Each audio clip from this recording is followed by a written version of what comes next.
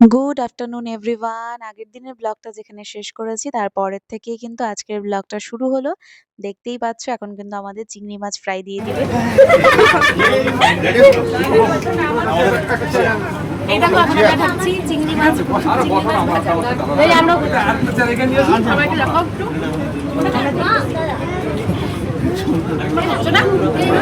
আপনাদের সবাইকে এরপর একটা আজুবা দেখাবো আমরা। মানুষের ভেষে বানর, কালো বানর। আপনাদের যদি ভাগ্য থাকে আপনারা মুখটা দেখারও সুযোগ পাবেন। এই যে সুরজিৎ যেটা বললো সেটার পেছনে একটা কারণ রয়েছে বাই দ্য ওয়ে। তো কি বলতো, এরকম কিছু কিছু মানুষের সাথে আমাদের দেখা হয়ে যায় যারা সত্যি মানুষের পর্যায়ে একদমই পড়ে না। এরকমই একটা মানুষের সাথে আমাদের দেখা হলো। যাই হোক, বোটের সবাই ওই মানুষগুলোর উপরে ক্ষিপ্ত।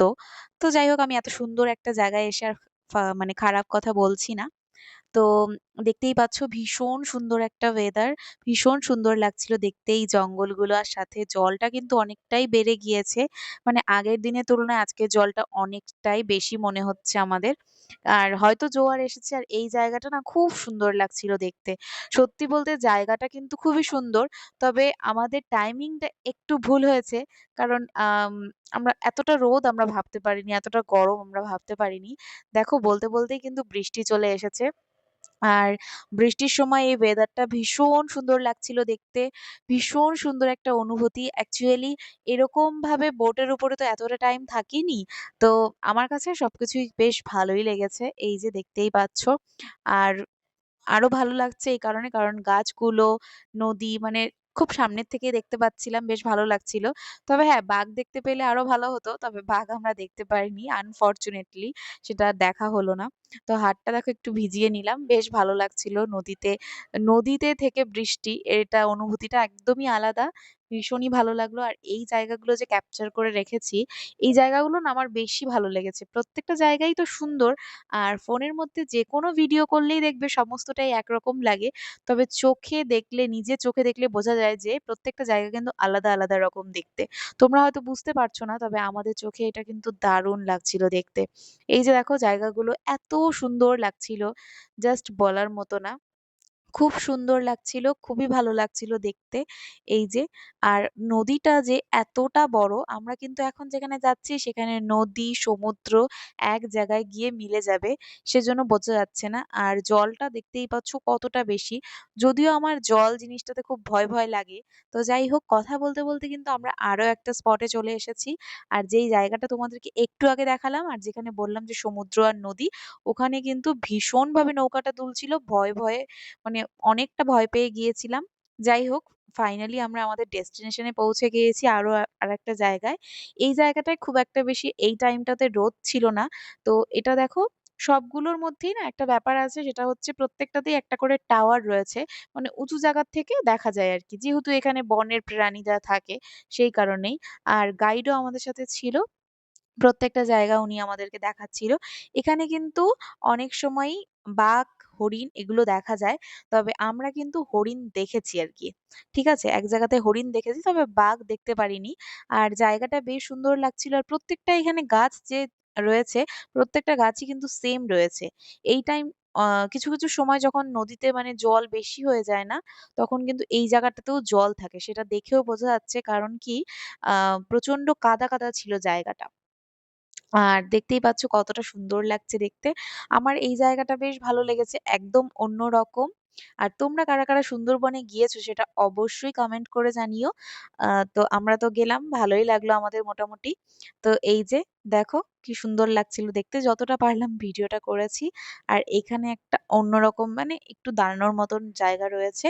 অনেক সময় এখানে কিন্তু ওই বাঘ, হরিণকে দেখা যায়। এরকম না যে দেখা যায় না। তবে আমরা দেখতে পারিনি, তার কারণটাও তোমাদেরকে বললাম।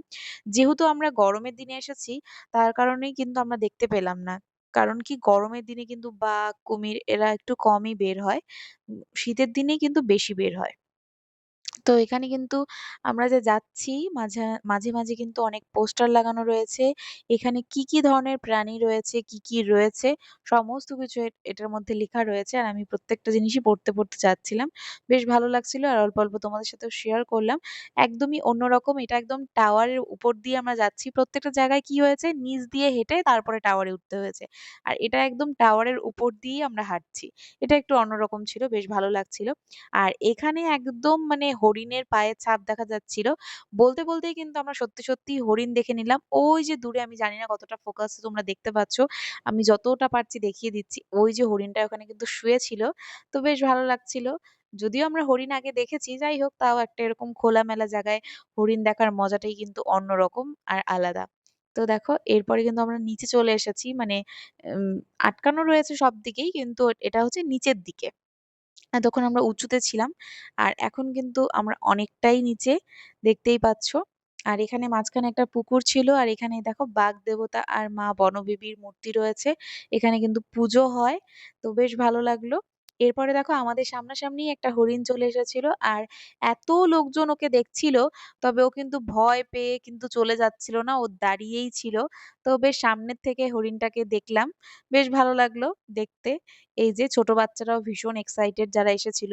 সবাই এত মানে চিল্লাচিল্লি করছে, এত চেঁচামেচি করছে হরিণটাকে দেখতে পেয়ে। তাও ও এখান থেকে কিন্তু নড়ছিল না। কেন জানি না। কিসের জন্য বা এখানে ও দাঁড়িয়ে রয়েছে। তো তোমাদের সাথে একটু শেয়ার করে দিলাম। তো চলো এরপরে দেখো আমাদের বোটটা কিন্তু ওখান থেকে বের হয়ে এই যে জায়গাটা আমরা গিয়েছিলাম একটু দেখিয়ে দিলাম। এখান থেকে বের হয়ে এখানে দাঁড়িয়ে রয়েছে। এখন আমরা দুপুরে খাওয়া-দাওয়া করব। আর সত্যি কথা বলতে গেলে আমরা ওখান থেকে যখন বেরোচ্ছিলাম তখন বৃষ্টি নেমেছিল আর আমরা সবাই ভিজে গিয়েছি। আবার শুকিয়েও গিয়েছি। ঠিক আছে? ভিজে গিয়ে আবার শুকিয়ে গিয়েছি। তো চলো আজকে দুপুরের মেনুতে কি রয়েছে 2nd দিনের, তো সেটা তোমাদের সাথে শেয়ার করি। ফার্স্ট এ আমাদেরকে লেবু দিয়ে দিয়েছিল। আর এরপরেই কিন্তু চলে এসেছে গরম ভাত। সবারই খিদে পেয়েছিল। কারণ সবাই কিন্তু আমরা আ অনেকটাই মানে টায়ার্ড ছিলাম। ঠিক আছে?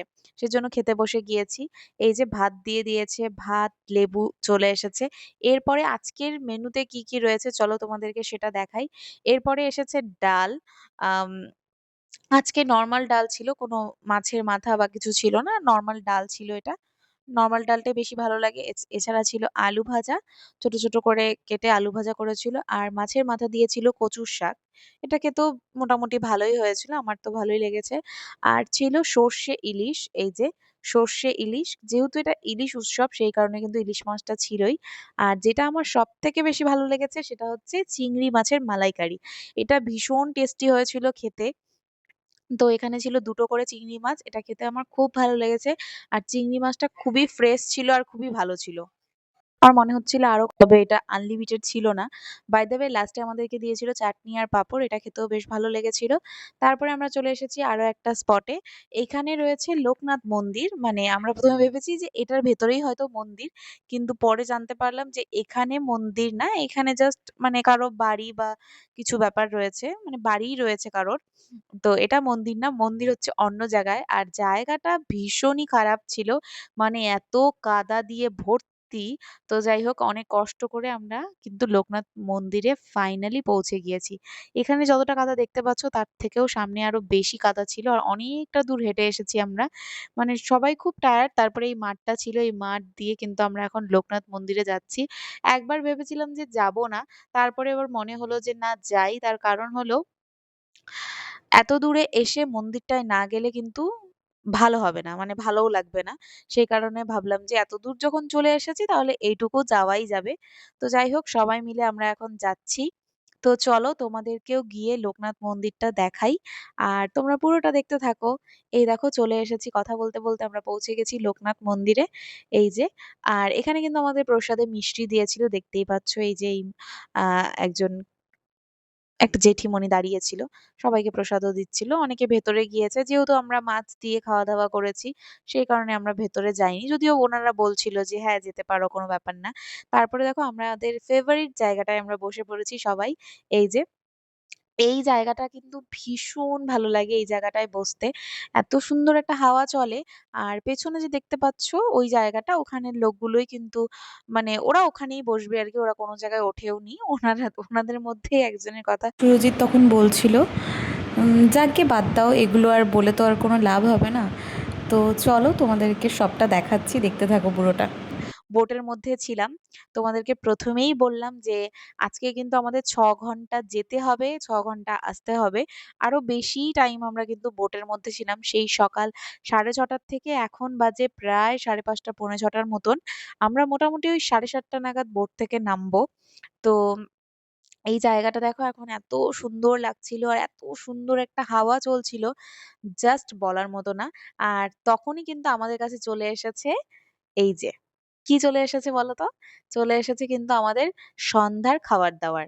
এটার মধ্যে ছিল মুড়ি আর ছিল হচ্ছে পকোড়া, মানে পেঁয়াজি পকোড়া আর ছিল সাথে কফি। মুড়ির মধ্যে অল্প একটু চানাচুরও ছিল। সত্যি বলতে আমার খুব বেশি মুড়ি খেতে ভালো লাগে না। তবে পকোড়াগুলো খেতে বেশ ভালো ছিল। তো এরপরে আর আমাদেরকে কিন্তু দুপুরবেলা খাওয়ার পরে ফল দিয়েছিল, সেটার ভিডিও করা হয়নি। মৌসুম্বি দিয়েছিল। তোমাদেরকে সেটা বলেই দিলাম। আর এর পরের পার্টটা আমি তোমাদের সাথে নেক্সট ব্লগে শেয়ার করব। তো এগুলো খাবার-দাবার খেতে থাকি। আর চলো আজকের ব্লগটা এতটুকুই রাখছি।